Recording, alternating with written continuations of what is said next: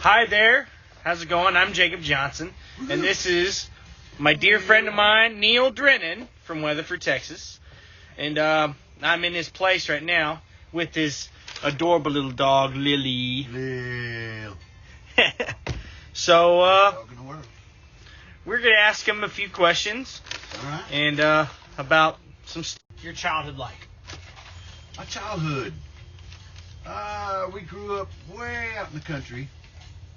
About probably 20 miles out of town. Yeah. And we were pretty much isolated. Didn't have a lot of company, and just grew up like a regular family, I guess. Yeah. Everybody in the family was pretty much a musician and played some sort of instrument or sang, and we just had a great time. No complaints about neighbors. That's a bonus. Right on.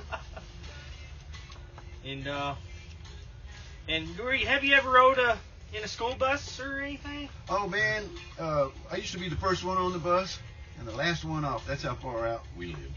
Wow. So yeah, I used to get on the bus at like 6 o'clock in the morning and get home at like 5:30 or 6 in the afternoon. So. Wow, that's a long day. That is a long day.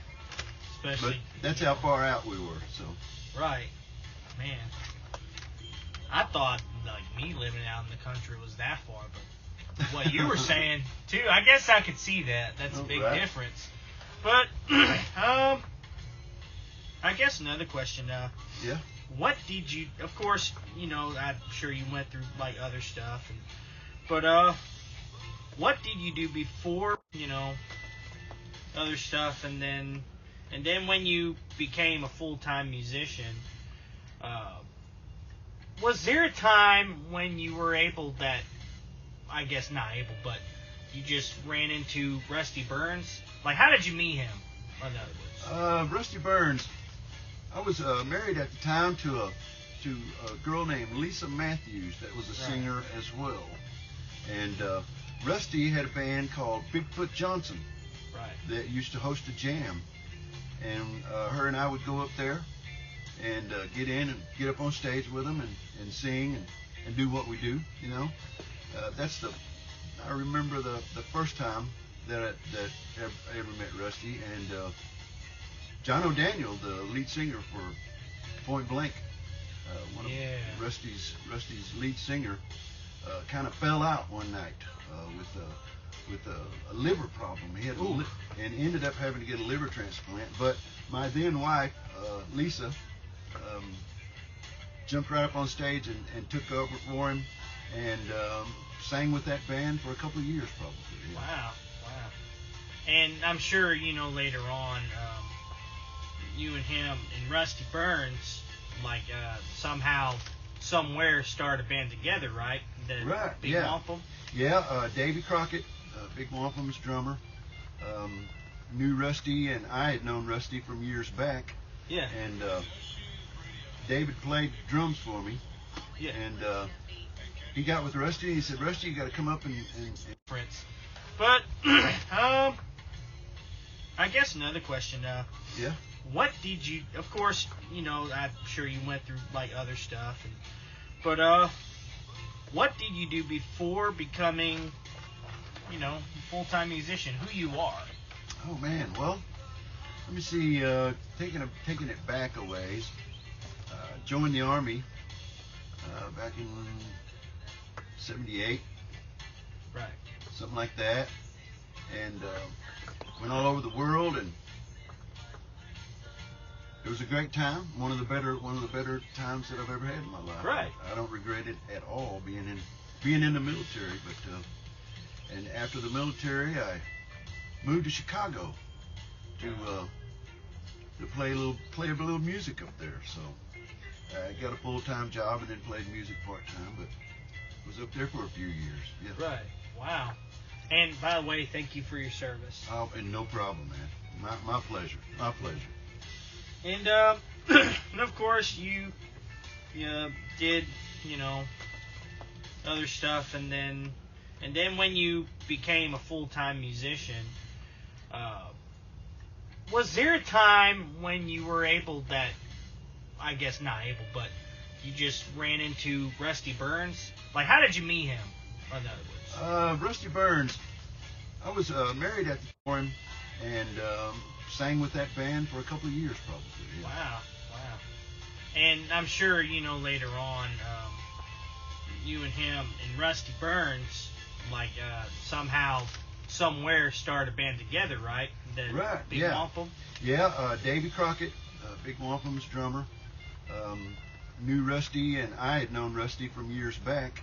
Yeah. And David played drums for me.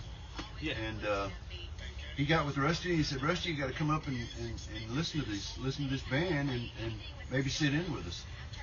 So Rusty came up, brought his amp, his guitar, and sat in with us, and it just clicked. It was like magic. Just like magic. that. It was just like magic. Just happened. We had a communication, an unspoken communication between all of us, and it sounded like it, and it clicked. It sounded great, and we were one of the best. We used to pack that place. I mean, wow. Pack that place. I'm sure y'all did time and time again too. Absolutely, many times we packed that place. Yes. That was when Rusty and I first started playing together in a band. Right. Yeah. No wonder y'all were such a big deal in Dallas too. And it was a big deal.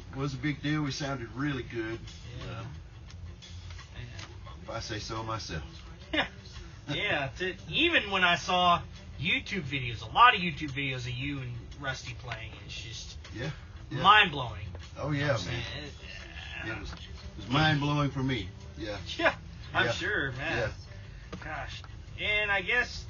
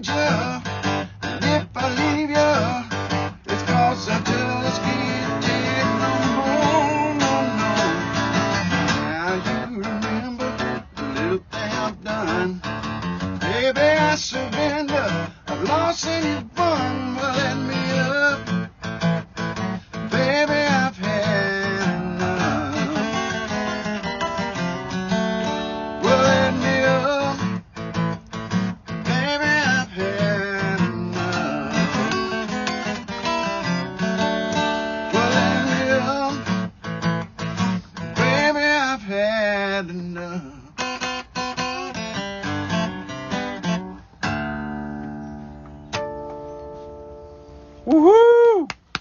All right, thank you so much, Neal. That was awesome. I love it, man.